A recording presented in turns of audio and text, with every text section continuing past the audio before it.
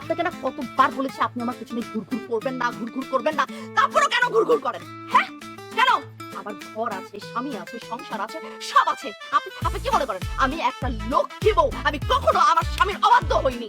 আপনি আমার সুখের সংসারে আগুন লাগাইতে আসছেন। হ্যাঁ, অপমান হওয়ার আগে এখান থেকে ফুটেন। যান যান বলছি।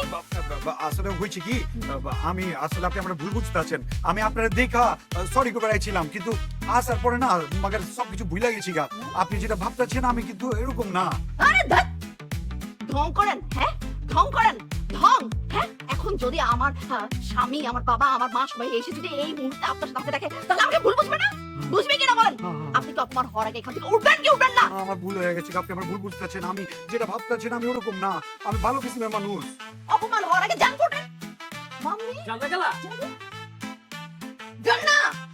Sorry sorry, I am extremely sorry. মাফ করে দেন, মাফ করে দেন। মা জাননি, আমরা তোমার সকল কথা বুঝছি। আমি এত খুশি হয়েছি, তুমি আমার বংশের মান সম্মান রক্ষা করছো। হ্যাঁ হাঁচে হাঁচে আমার কলজাটা একটা বইরা গেছে আম্মা জান, বুঝছো? আনন্দে বইরা গেছে গাছ তখন চোখের মধ্যে পানি চলে আসছে।